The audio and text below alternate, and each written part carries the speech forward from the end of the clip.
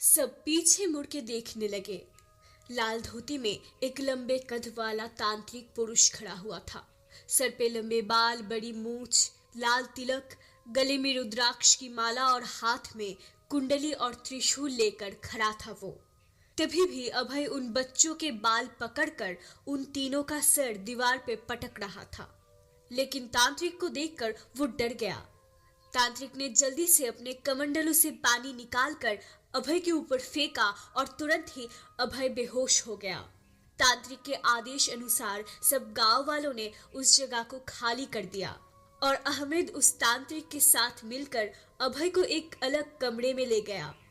अभय तब भी बेहोश ही पड़ा हुआ था। अब कौन है? आपका नाम क्या है? आप यहाँ क्यों आए हैं और आपने इस बच्चे को शांत कैसे किया? सब पता चलेगा अहमद, चिंता मत करो। आपको मेरा नाम तक पता है? कौन है आप? मैं तांत्रिक तारानाथ। मैं आया हूं इस बालक के शरीर को ले जाने।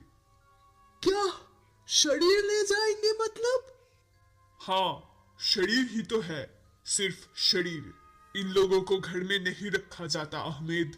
इन लोगों का स्थान कहीं और है। इन लोगों का मतलब? एक तो अभय और बाकी कौन? वैसे भी ये बच्चा मुझे छोड़कर नहीं रह पाएगा। ये कहीं नहीं जाने वाला। रह नहीं पाएगा? तुम्हें क्या लगता है ये रह रहा है? ये है। मुझसे कुछ मत छुपाओ।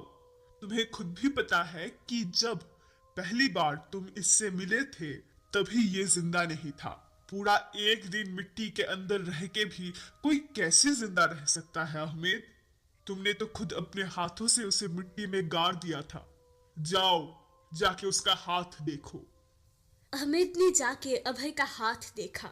हाथ में एक भी लकीर नहीं था, ना उसका धड़कन सुनाई दे रहा था। डरते हुए अहमद ने कहा, तो मैंने इसका अंतिम संस्कार नहीं किया क्या? इसीलिए ये मेरे पीछे पड़ा हुआ है। मेरे आसपास किसी को नहीं आने देता। हमेशा ऐसे रहता है जैसे मैं ना रहूं तो बेचारा मर जाएगा। मुझसे इतना प्यार क्यों है इससे? मैं तो उसे पहचानता तक नहीं। वो अभय नहीं है अहमद। अभय तो अब मुंजा बन चुका है। वो तो शर्वरी है। शर्वरी का नाम सुनते ही अहमद का रूह कांप उठा। उसे पुरानी बातें याद आने लगी। शर्वरी तो उसकी ही पोती थी, बड़े बेटे अकबर की पहली संतान। लेकिन लड़की थी, इसीलिए अकबर उसे पसंद नहीं करता था। और एक वजह था उसका अपाहिज होना। शर्वरी का बायां पैर काम नहीं करता था, लेकिन दादाजी से बहुत प्यार करती थी वो। एक दिन वो बच्ची अपने पापा से खिलौने के लिए जिद करने लगी। तभी जब अकबर अपने दोस्तों से उसके लिए बहुत ताने सुन के आया था, घर आके सारा गुस्सा वो शर्वरी पर निकालने लगा। सबने कोशिश की उसे रोकने की, लेकिन अहमद का बड़ा बेटा अच्छा इंसान नहीं था। मारते मारते उसने मार ही दिया अपनी ही बेटी को। अहमद अपने बेटे का ये कांड देखकर खुद उसे बहुत मारने के बाद पुलिस बुलाने ही वाला था कि तभी अहमद की बीवी उनसे अपने बेटे की जिंदगी मांगने लगी। अहमद कुछ नहीं कर सका। उल्टा अकबर जाके कब्रिस्तान में शर्वरी को दफन कर आया। फिर सारा मामला ठंडा पड़ गया। ये तो कुछ ही महीने पहले की बात थी। याद आया अहमद, शरीर अभय का है, इसीलिए वो उसका नाम अभय बोल रहा है। लेकिन तुम्हें दादा कहना और तुम्हारे घर का पता बताना कुछ अजीब नहीं लगा तुम्हें? अभय के शरीर में शर्वरी बैठी है।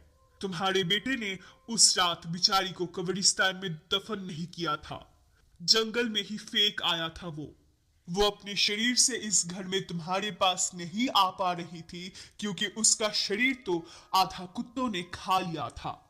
इसीलिए अभय के शरीर में घुस गई जब तुम उसे पीपल के पेड़ के नीचे गाड़ गए थे। ऐसे ही शर्वरी इस घर में तुम्हारे पास आई। बाया पैर अपाहिज होने की वजह से वो अभय का बाया पैर देखकर खुश हो जाती थी और इसीलिए वो तुम्हारे पास किसी को नहीं आने देती। और अभय, उसका क्या? अभय एक ब्राह्मण बालक था जो मुंडन करने के बाद गंगा में नहाने के वक्त बाढ़ से बहकर नदी में पड़े किसी बड़े से पत्थर में ठोकर खाकर मर गया। उसकी आत्मा अभी उस पेड़ में है। वो ही चिल्लाता था उसे मिट्टी के अंदर से निकालने के लिए, लेकिन निकालने के तुरंत बाद उसके शरीर में शर्वरी घुस गई। पीपल के पेड़ में वही चिल्लाता है। रोज रात तुम्हारे सर के ऊपर खड़े होकर गुस्से से शर्वरी को देखता है, लेकिन कुछ नहीं कर पाता क्योंकि वो शरीर तो उसका ही है। कुछ करेगा तो उसका ही नुकसान होगा। 3 रात 3 लड़कियों की लाश इस आंगन में रखकर गया था वो, ताकि शर्वरी दूसरे किसी के शरीर में आ जाए और उसका शरीर छोड़ दे, लेकिन शर्वरी ने उसका शरीर नहीं छोड़ा। इसीलिए वो कल रात मुझसे उसका शरीर मांगने के लिए आया था। अहमेद, जो नहीं है उसे मत रखो, छोड़ दो, नहीं तो सब मारे जाओगे। इसे मुझे दे दो, मुक्त होने दो दोनों को, क्योंकि ना तुम इसे कब्र दे पाओगे, ना ही शमशान ले जाके जला सकोगे। दे दो इन्हें। अहमेद ने बेहोश पड़े अभय का शरीर तांत्रिक को दे दिया। उसी रात यज्ञ हुआ। पूरे गांव को घेर कर सिर्फ वो बैठा था अभय के शरीर के साथ। कुछ भी हो जाए, आज गांव में घर से निकलना मना था। सिर्फ अहमेद का ही काम था। उसी रात काजी को लेकर वो जंगल में गया शर्वरी की आधी खाई हुई लाश को ढूंढने। उसे जल्द ही ढूंढकर रिवाज अनुसार कब्रिस्तान में दफन करना होगा। यज्ञ शुरू हुआ। अग्नि में घी डाला गया। मंत्र उच्चारण होने लगा। ओम ह्रीं क्लीं फट स्वाहा, ओम ह्रीं क्लीं फट स्वाहा, ओम ह्रीं क्लीं फट स्वाहा। आग में घी डालने से आग और भी ऊपर उठने लगा और तभी उस यज्ञ वेदी को घेर कर तांडव शुरू हुआ। उस आग के ऊपर कुछ काले बादल जमा हो गए। बारिश भी शुरू हो गया। किसी भी तरीके से यज्ञ को कोई रोकना चाहता है। तभी कहां से तेज हवा आकर उस बादल को उड़ा ले गया, जैसे कोई और इस यज्ञ को करने के लिए मदद कर रहा हो। ऐसे ही तांत्रिक पूजा करता गया और वहां 2 भयानक शक्ति एक दूसरे से टकराने लगे। तांत्रिक पूजा करता गया, लेकिन जिस शरीर के लिए अभय की आत्मा यानी कि मुंजा कुछ नहीं कर पा रहा था, उस शरीर से बाहर आने के बाद मुंजा के सामने शर्वरी टिक नहीं पाई। तभी मुंजा अपने शरीर में घुसा, लेकिन घुसने से पहले वो शर्वरी को देखकर मुस्कुराया। शर्वरी भी उसे देखकर मुस्कुराई और हवा में चली गई। उस तरफ अहमेद ने भी काजी को लेकर शर्वरी के उस आधी लाश को ढूंढकर रिवाज अनुसार उसे दफन कर दिया था। यहाँ तांत्रिक ने भी नियम अनुसार शमशान में जाके मुंजा यानी कि अभय की लाश को ले जाकर उसका भी अंतिम संस्कार कर दिया। उसके बाद से उस पीपल के पेड़ में कोई भूतिया कांड नहीं हुआ, ना कि उस गांव में। लेकिन अहमेद का बड़ा बेटा पूजा के बाद से ही अपना बायां पैर खो के जिंदगी भर के लिए अपाहिज हो गया। किसी ने नहीं समझा, लेकिन तारानाथ तांत्रिक को समझ आया कि अपने शरीर में घुसने से पहले उसने अपनी शक्ति का प्रयोग शर्वरी का प्रतिशोध लेने के लिए किया, जिससे उसका खूनी अपाहिज बन गया। इसीलिए ही मुक्ति के पहले मुंजा शर्वरी को देखकर मुस्कुरा रहा था।